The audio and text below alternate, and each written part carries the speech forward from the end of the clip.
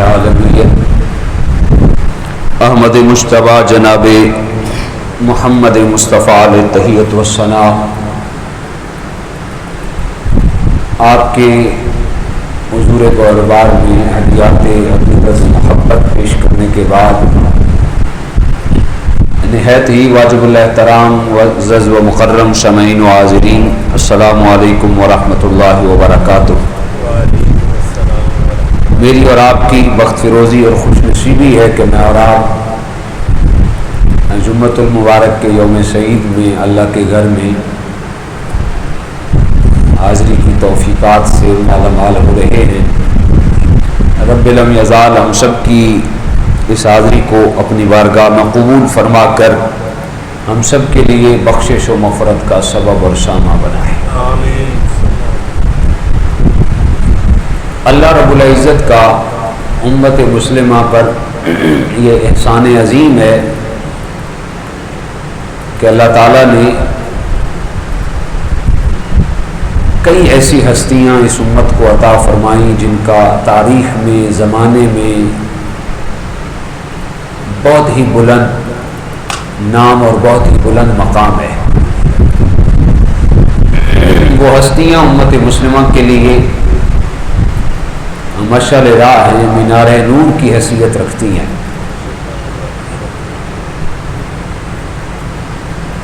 اللہ خلاق کائنات نے اس دنیا کے اندر انبیاء کرام علیہ السلام کی ذوات کو سب سے بڑھ کر اعلیٰ بنایا، سب سے افضل بنایا، رفعت بھی عطا کی، بلندی بھی عطا کی، عزتوں اور عظمتوں کے تاج بھی عطا فرمائے۔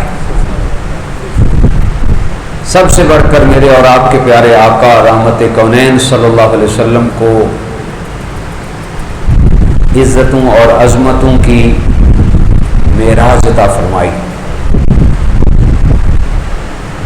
انبیاء کرام علیہ السلام کے بعد جو لائق تعظیم و تکریم جماعت ہے وہ صحابہ کرام رضوان علیہ مجمعین کی جماعت ہے، جن کو اللہ تعالیٰ نے اپنے نبی مہربان رؤوف الرحیم سرور کائنات صلی اللہ علیہ وسلم کی سنگت اور معیت کے لیے منتخب کیا۔ اس کا بھی باقاعدہ طور پر اس کا انتخاب کیا گیا کہ جو میرا عزت اور عظمت والا رسول ہے اس کی معیت کے لیے، اس کے ساتھ کے لیے جو جماعت ہونی چاہیے وہ عام جماعت نہیں ہونی چاہیے، بلکہ اس کا بھی روز ازل سے انتخاب کیا گیا۔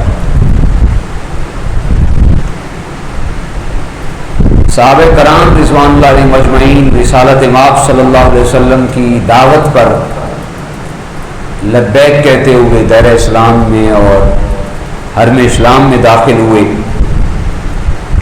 پھر اسلام کی عزت اور عظمت کے نکھار کے لیے، ہادی اسلام کی عزت اور عظمت کے اظہار کے لیے صحابہ کرام کی جماعت نے تن من دھن وطن سب کچھ دھڑ کی بازی لگائی اور عملی طور پر زمانے کے اندر اسلام کا نام بلند کیا، ہادی اسلام کی عزت اور عظمت کے پھریروں کو بلند کیا،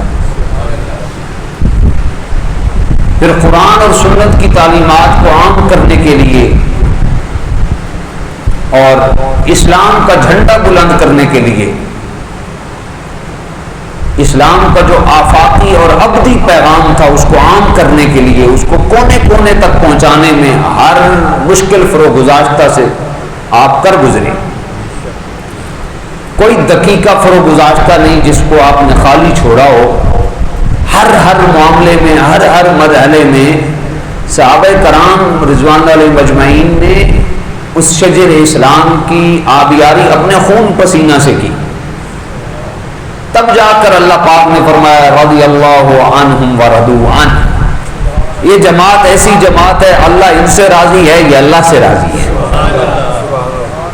جب خداوند قدوس اور خداوند متعال نے یہ ٹائٹل دے دیا صحابہ کرام کی جماعت کو کہ اللہ ان سے راضی ہے اور یہ اپنے اللہ سے راضی ہے، تو آج کے گرمی کے تپش زدہ ماحول میں بیٹھ کر عقل کا ماتم کرنے والی قوم اگر ایک کو ایک سے اعلیٰ کہہ دے، ایک کو ایک سے کم کہہ دے، ایک کو یہ اس طرح ہے یہ اس طرح، یہ ہمارا معاملہ نہیں ہے۔ رب کائنات نے تو روز ازل سے آج سے 1500 سال پہلے اس پیغام ابدی قرآن مجید کے اندر اعلان فرما دیا، رضی اللہ عنہم ورضوا عنہ، اللہ ان سے راضی ہے، یہ اپنے خدا سے راضی ہے۔ سبحان اللہ۔ پھر اعزازات میں ہم، یہ ہمارا مشرب ہے، ہم جانتے ہیں کہ اور سمجھتے ہیں اور ہمارا عقیدہ ہے کہ کسی کو اللہ نے ایک درجہ بلندی دی تو کسی کو 2 درجے بلندیاں عطا فرمائیں، درجے متفاوت ہیں۔ کوئی افق صحابیت میں چاند کی حیثیت رکھتا ہے تو کوئی افق صحابیت میں سورج کی حیثیت رکھتا ہے، کوئی افق صحابیت میں ستاروں کی حیثیت رکھتا ہے۔ ہر ستارے، ہر پھول اور ہر چاند اور ہر سورج کی اپنی خوشبو ہے۔ حضور کے سارے صحابہ وفادار تھے، حضور کے سارے صحابہ حضور پہ جان چھڑکنے والے تھے، رحمت کائنات کے سارے صحابہ نے اپنی تن من دھن وطن سب کی بالی لگا کر اسلام کی عظمت کو بھی بلند کیا اور بانی اسلام کی عزت اور عظمت کا اظہار بھی برملا کیا۔ سبحان اللہ۔ اور پھر میں نے بتایا کہ اللہ تعالیٰ نے پھر درجے متفاوت رکھے، ان میں کسی کا درجہ جو ہے بڑا ہی واضح ہے، کسی کا اس سے واضح۔ یہ ذی الحج کے ایام چل رہے ہیں، آج 16 ذی الحج ہے۔ جب بھی یہ ایام آتے ہیں تو جہاں یہ ہمیں قربانی کی یاد دلاتے ہیں اور حج کی یاد دلاتے ہیں، وہاں پہ یہ ایام ہمیں داماد مصطفیٰ و ہم زلف مولا مرتضیٰ پیکر شرم و حیا جناب حضرت سیدنا عثمان غنی کی شہادت کی بھی یاد کو تازہ کرتے ہیں۔ 18 ذی الحج کو جناب حضرت سیدنا عثمان غنی ذو النورین رضی اللہ تعالیٰ عنہ کا یوم شہادت ہے۔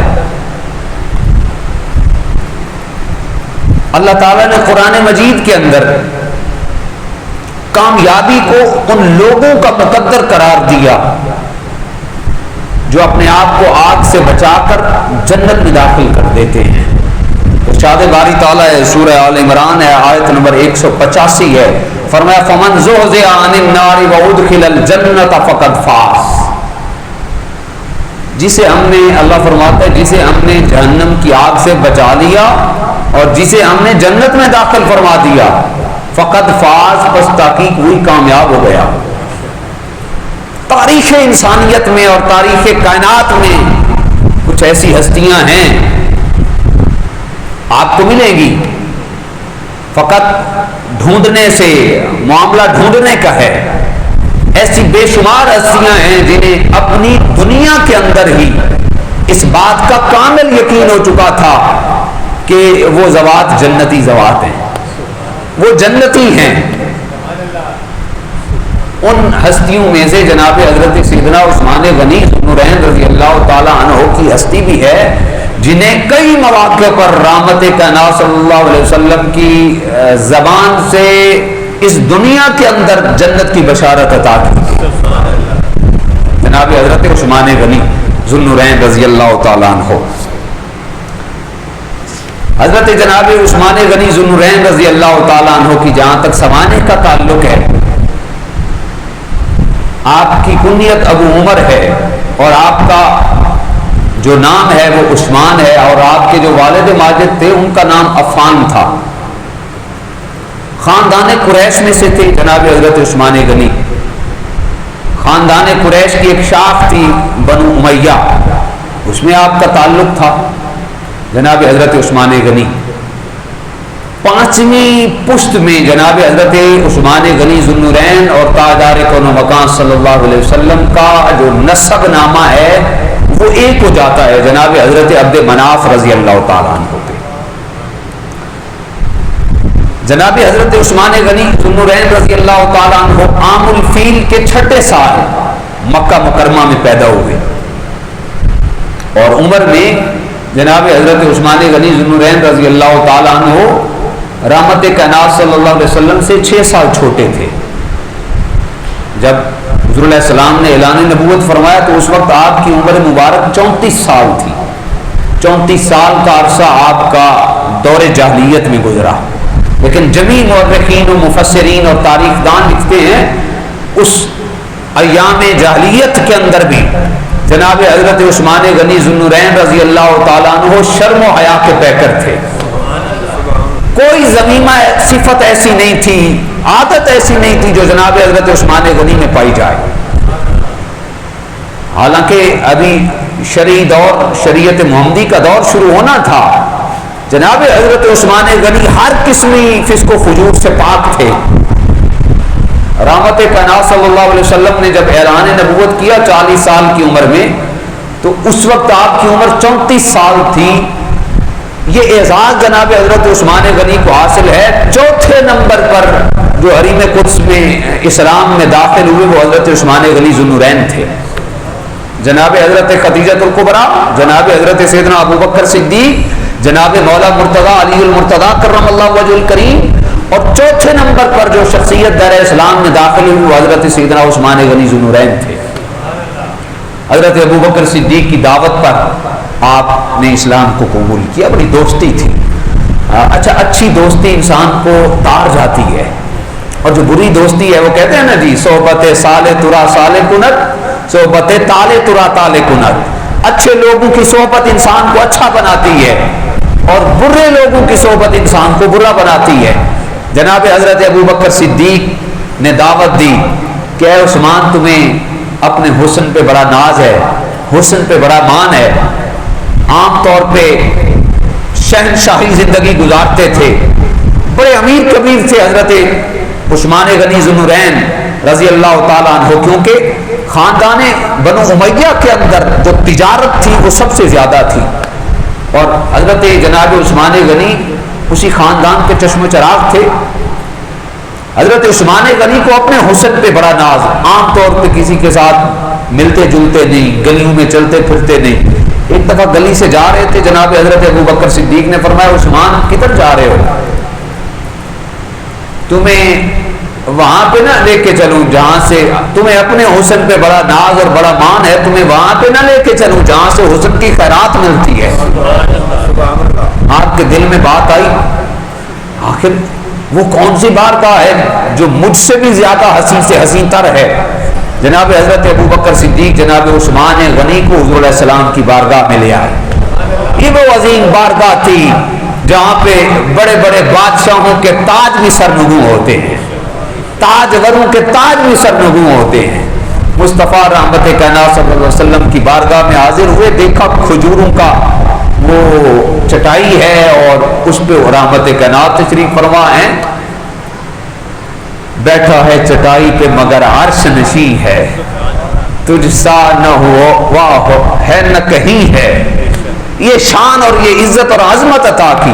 جناب حضرت عثمان غنی نے حضور علیہ السلام کو دیکھا, کچھ ان کے خلق نے کر لی, کچھ ان کے کردار نے کر لی, مسخر ساری دنیا شہ ابرار نے کر لی.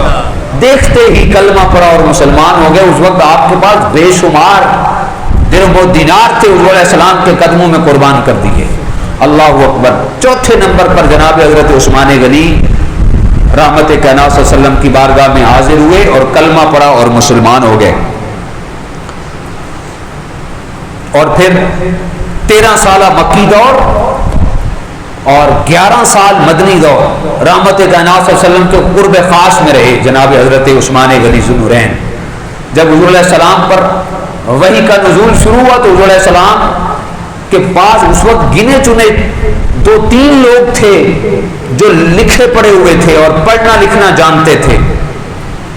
یعنی لکھنا جانتے تھے, کیونکہ عرب جو تھے وہ حافظے کے ماہر تھے, انہیں لکھنے کی ضرورت ہی نہیں پیش آتی تھی. لیکن حضرت عثمان غنی اس دور میں لکھنا جانتے تھے. تو حضرت عثمان غنی ان اولین لوگوں میں سے ہیں جنہیں رحمت کائنات نے اپنا کاتب مقرر کیا. وہی لکھنے کے لیے حضرت عثمان غنی کی ڈپٹی لگائی. اور پھر حضرت عثمان غنی نے 13 سالہ مکی دور اور 11 سالہ مدنی دور حضور علیہ السلام کا سایہ نہیں تھا, سایہ بن کر حضور کے ساتھ ساتھ وقت گزارا. جب حضور اس دنیا سے ظاہری طور پہ رخصت ہوئے تو پھر 12 سال شیخین کے ساتھ بطور مشیر خاص جناب حضرت عثمان غنی. یہ مین سمان عمری کے پوائنٹ بتا رہا ہوں.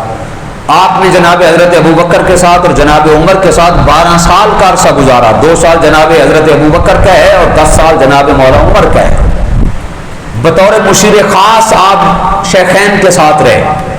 پھر 24 ہجری سے لے کر 35 ہجری تک جناب حضرت عثمان غنی ذو النورین رضی اللہ تعالیٰ عنہ مسند خلافت پہ رہے.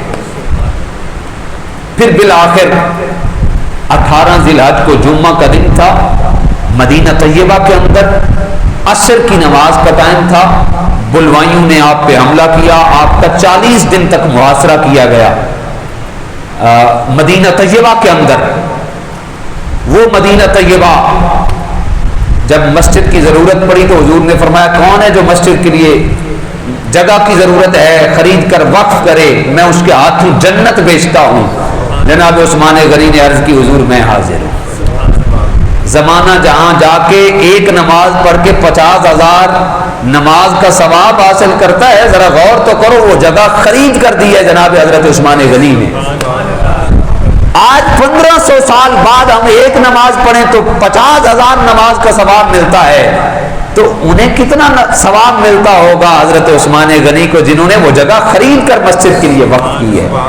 میں تو کہتا ہوں قیامت تک لوگ آتے رہیں گے, نمازیں پڑھتے رہیں گے, جہاں ہر بندے کو ایک نماز کا ثواب 50,000 کے برابر ملتا رہے گا. ہر نماز کا وہ ثواب 50,000 کے برابر جناب حضرت عثمان غنی کے کھاتے میں بھی چلا جائے گا. جناب حضرت عثمان غنی. اور حضور نے فرمایا مدینہ کے لوگ قحط سالی اور خشک حالی میں ہیں, پینے کے لیے پانی نہیں ہے, پانی کڑوا ہے. ایک ہی کنواں ہے جس پر یہودیوں کا قبضہ ہے, بیر روما. کون ہے جو اس کو خرید کر مسلمانوں کے لیے وقف کر دے؟ میں محمد ان کے ہاتھوں جنت بیچتا ہوں. تو جناب حضرت عثمان غنی ذو النورین نے فرمایا حضور میں حاضر ہوں. آپ نے وہ کنواں خرید کر مسلمانوں کے لیے وقف کیا. آج وہی حضرت عثمان غنی ہے, پانی بند ہے, سب کچھ بند ہے. 40 دن تک محاصرہ کیا گیا. ٹھیک ہے میدان کرب و بلا کے اندر بھی بڑا معاملہ. میں تو یہاں تک پہنچا ہوں جس شجر اسلام کی آب یاری جناب حضرت عثمان غنی اور صحابہ نے کی تھی, پھر اسی شجر کو بچایا امام حسین نے میدان کربلا میں ہے. اس کی آب یاری صحابہ کرام نے کی تھی, اپنا خون پسینہ ایک کیا. 40 دن تک محاصرہ کیا گیا مظلوم مدینہ جناب حضرت عثمان غنی کا. 40 دن نہ پانی جانے دیا, نہ خوراک اور نہ کھانا پینا, کچھ بھی نہیں. جناب حضرت عثمان غنی مسند خلافت پہ تھے. بلوائیوں نے حملہ کیا, خارجیوں نے حملہ کیا, جو باغی لوگ تھے. حضرت عثمان غنی چاہتے تو لوگوں کو بلوا کر ان کا کلا کما کر سکتے تھے, سخت سے سخت سزائیں دیتے, لیکن آپ کو پسند نہیں تھا کہ میری وجہ سے مدینہ الرسول کے اندر خون خرابہ ہو. بالآخر جمعہ کا دن تھا, 18 ذی الحج کی تاریخ تھی, عصر کی نماز کے وقت جناب حضرت عثمان غنی ذو النورین روزہ کی حالت میں تھے. اور جس وقت آپ کو شہید کیا گیا, بلوائی پچھ عمارت کے اس محل کے پیچھے سے داخل ہوئے, اور عین عصر کی نماز کے وقت جب حضرت عثمان غنی قرآن کی تلاوت کر رہے تھے, ساری زندگی قرآن کو جمع کرتے رہے, ناشر قرآن اور جامع قرآن کا اعزاز اور لقب اور ٹائٹل حاصل کیا. جب وقت آخر آیا تو قرآن نے اپنے آپ کو آگے پیش کیا. جب حضرت عثمان غنی کے خون کا پہلا قطرہ گرا, تاریخ گواہ ہے وہ پہلا قطرہ خون کا زمین پہ نہیں گرا, قرآن نے اپنے آپ کو پیش کیا. آپ کے خون کا پہلا قطرہ جناب عثمان غنی کا قرآن کی اس آیت پہ گرا, فَسَيَكْفِيكَهُمُ اللَّهُ وَهُوَ السَّمِيعُ الْعَلِيمُ. اللہ کافی ہے, اللہ وہ سننے والا بھی ہے, وہ جاننے والا بھی ہے. حضرت عثمان غنی 18 ذی الحج کو آپ داعی اجل کو لبیک کہہ گئے. حضرت عثمان غنی ذو النورین رضی اللہ تعالیٰ عنہ کو اللہ نے بے شمار خوبیاں عطا فرمائی. جس کے لیے بھی اللہ بھلائی کا ارادہ چاہتا ہے, جس کو اللہ عزتیں دینا چاہتا ہے, خوبیاں دینا چاہتا ہے, تو اسے محبوب پاک کے اوصاف کی جھلک عطا فرماتا ہے. اپنے محبوب پاک کی سیرت کا نور اور جنگ اور جمال عطا فرماتا ہے. اگر جناب حضرت عثمان غنی ذو النورین رضی اللہ تعالیٰ عنہ کو دیکھیں تو آپ کے اندر بے شمار وہ وصف ہیں جو رحمت کائنات صلی اللہ علیہ وسلم کے تھے, جو آپ کی خوبیاں تھیں, وہ جو حضرت عثمان غنی کے اندر پائی جاتی ہیں. اللہ اکبر. آج میں تو یوں سمجھتا ہوں زمانے کا جو یہ حسن ہے یہ حضور علیہ السلام کے دم قدم سے ہے. زمانے کی خوبصورتی حضور علیہ السلام کے دم قدم سے ہے.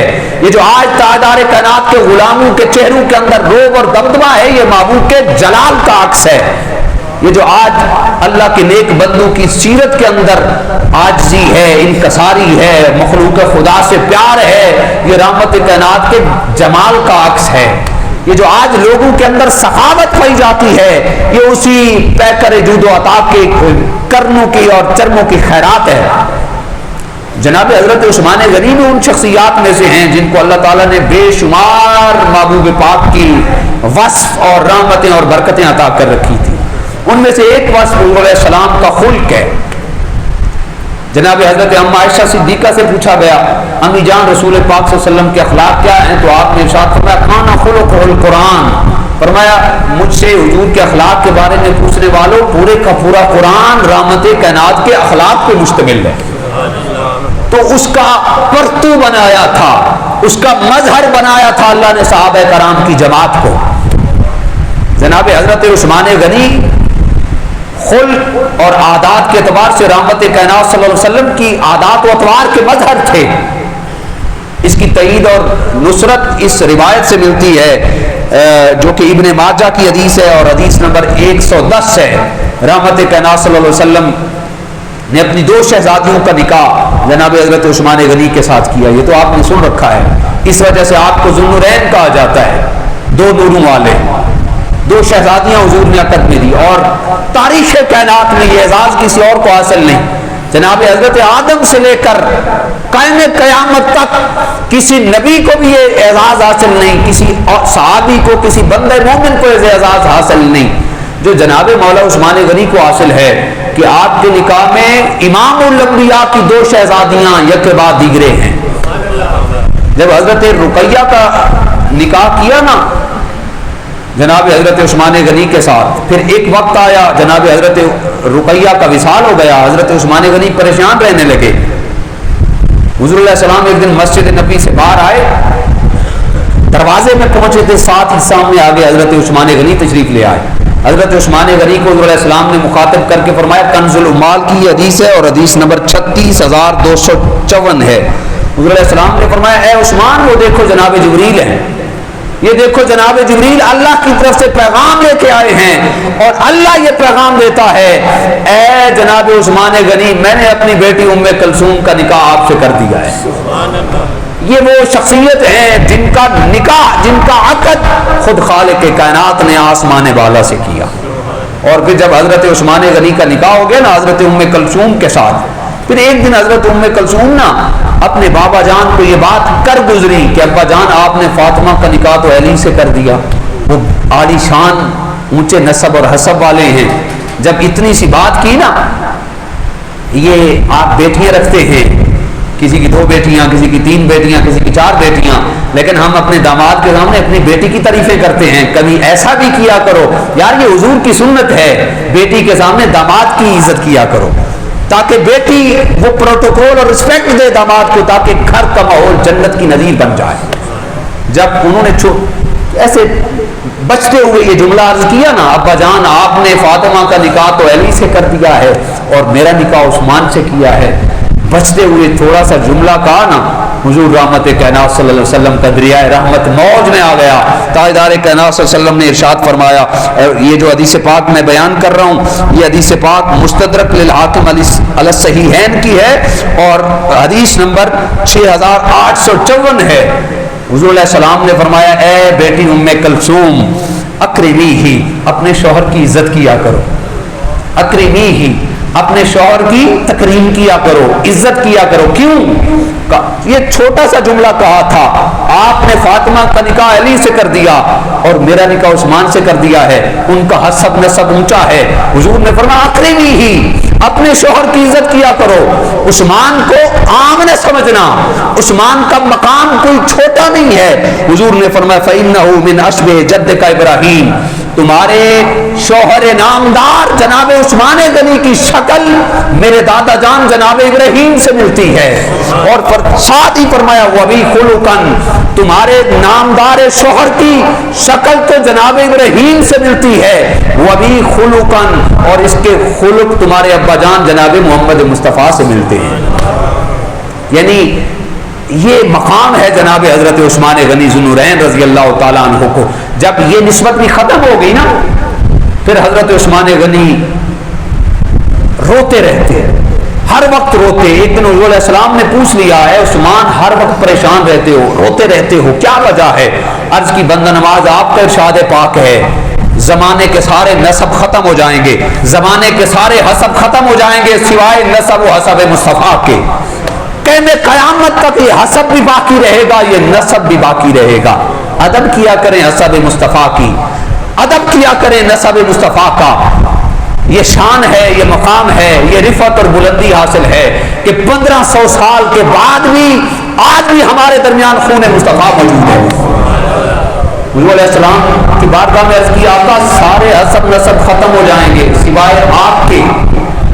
میرے پاس ایک ہی اعزاز تھا کہ آپ کی شہزادی میرے نکاح میں تھی, اب وہ اعزاز ختم ہو گیا, وہ اعزاز چھن گیا. مسند امام احمد بن حنبل نے, حنبل کے اندر امام احمد بن حنبل نے روایت کو کوٹ کیا اور دیگر محدثین نے لکھا. ایک روایت میں 40 کے لفظ ہیں, ایک روایت میں 100 کے لفظ ہیں. حضور علیہ السلام نے فرمایا اے عثمان پریشان نہ ہوا کر, اگر میرا خدا مجھے 40 بیٹیاں دیتا یا 100 بیٹیاں دیتا, تو نے مجھے اتنا راضی کیا ہے, میں تجھ پہ اتنا خوش ہوں, میں ساری بیٹیوں کا یکے بعد دیگرے ان کا نکاح تمہارے ساتھ کرتا چلا جاتا. یہ شان ہے جناب حضرت عثمان غنی کو. تو خلق جو آپ کا تھا وہ رحمت کائنات کے جلووں کا مظہر تھا. اسی طرح حضرت عثمان غنی ذو النورین رضی اللہ تعالیٰ عنہ حضور کی ایک صفت تھی سخاوت و فیاضی, اس کے مظہر بھی اللہ تعالیٰ نے صحابہ کرام کو بنایا تھا. حضور کی ذات کے خلق, حضور کی بارگاہ میں جو آتا وہ مانگنے سے ثواب پاتا. سخاوت ہی سخاوت, میرے کریم سے گر قطرہ کسی نے مانگا, دریا بہا دیے ہیں, دربے بہا دیے ہیں. اس کے مظہر حضور تو تھے ہی تھے, وہ تو ذات اعلیٰ تھی, سخاوت کا محور اور مرکز و منبع ذات تھی حضور کی. لیکن پھر اس کا حضور کی ذات کے بعد جو ہمیں ذوات مظہر نظر آتی ہیں وہ صحابہ کرام کی ہیں. اللہ اکبر. جناب حضرت عثمان غنی ذو النورین رضی اللہ تعالیٰ عنہ کو اللہ نے بڑا فیاض طبع بنایا, بڑا فیاض طبع, بڑا مال و دولت عطا کیا. اور آپ کا مشغلہ تھا مالک مال تیرا ہو اور میں اس کو تیرے راستے میں قربان کرتا چلا جاؤں. بھوک کا افلاس کا دور تھا. سب سے آخری غزوہ کون سا ہوا ہے جی؟ غزوہ تبوک 8 ہجری میں ہوا. غزوہ تبوک یہ اس وقت کی بات ہے جب صحابہ کرام کی فصلیں نہ پک کے تیار ہو چکی تھی, ابھی فصلیں کٹی نہیں تھی. آج کسانوں سے پوچھ لیں بڑے تنگ ہوتے ہیں, ان سے کہا جائے ہمارے پیسے, وہ کہتے ہیں یار بس چند دنوں کے بعد فصل آنے والی ہے تو میں پیسے آپ کے دے دوں گا. فصل کے آنے کا ہر بندے کو انتظار ہوتا ہے. صحابہ کرام انتظار میں تھے, وقت آئے گا فصل کاٹیں گے, حالات بہتر ہو جائیں گے. اسی اسنا میں حضور نے اعلان جہاد فرما دیا. حضور علیہ السلام نے فرمایا بلال کھڑے ہو کے اعلان کرو, صحابہ کے لشکر کی تیاری میں اللہ کے راستے میں مدد کرو, خدمت کرو. دیگر صحابہ نے مدد کی, خدمت کی. آپ نے بھی سن رکھی ہے یہ روایت, میں نے بھی بے شمار دفعہ پڑھی سنی ہے. جناب حضرت عمر نے آدھا سامان پیش کر دیا, جناب مولا ابو بکر صدیق نے گھر کا سارا سامان پیش کر دیا. گھر کیا چھوڑ آئے ہو؟ یا اللہ کو چھوڑ کے آیا ہوں, یا اللہ کے رسول کو چھوڑ آیا ہوں. بڑی مشہور روایت ہے. حضرت عبد الرحمن بن عوف نے بڑا مال پیش کیا. جناب حضرت عثمان غنی نے کھڑے ہو کے عرض کی بندہ نواز میں 100 اونٹ بما ساز و سامان کے آپ کی بارگاہ میں پیش کرتا ہوں. حضور نے فرمایا بلال پھر اعلان کرو. حضرت بلال پھر کھڑے ہوئے. ایک روایت میں جناب حضرت عثمان نے عرض کی میں 300 اونٹ بما ساز و سامان کے آپ کی بارگاہ میں پیش کرتا ہوں. جناب بلال کو حضور نے فرمایا پھر اعلان کرو. جناب حضرت عثمان غنی پھر کھڑے ہوئے. عرض کی بندہ نواز میں اور 300 اونٹ بما ساز و سامان کے آپ کی بارگاہ میں پیش کرتا ہوں. جناب حضرت بلال نے پھر اعلان کیا تیسری دفعہ. تو حضرت عثمان غنی نے عرض کی حضور میں اور 300 اونٹ بما ساز و سامان کے آپ کی بارگاہ میں پیش کرتا ہوں. کتنے ہو گئے جی؟ 900 اونٹ بما ساز و سامان کے آپ کی بارگاہ میں پیش کرتا ہوں.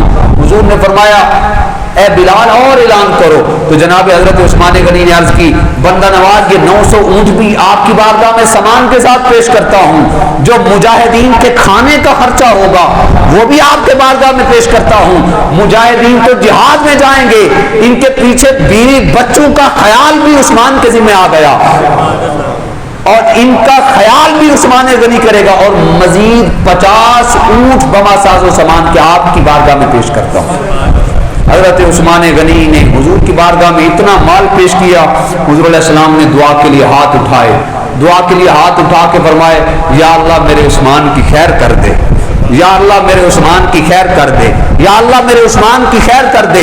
اور پھر ساتھ ہی فرمایا میرات المناجی کے اندر یہ حدیث پاک علیہ السلام نے فرمایا اللہم لا تسأل بعد هذا اليوم, اے اللہ آج کے بعد کل قیامت کا دن ہو جناب آدم سے سوال کر لینا, جناب نوح سے سوال کر لینا, میکائیل سے سوال کر لینا, ابراہیم و خلیل سے سوال کر لینا, میرے ابو بکر سے سوال کر لینا, عمر سے, علی سے سوال کر لینا, لیکن اللہم لا تسأل بعد عثمان هذا اليوم, اے اللہ عثمان نے مجھے اتنا راضی کر دیا ہے, آج کے بعد عثمان جو مرضی کرتا رہے, عثمان سے سوال و جواب نہ کرنا, کل قیامت کا دن ہوگا سب کا حساب و کتاب لینا لیکن میرے عثمان کا حساب و کتاب نہ لینا.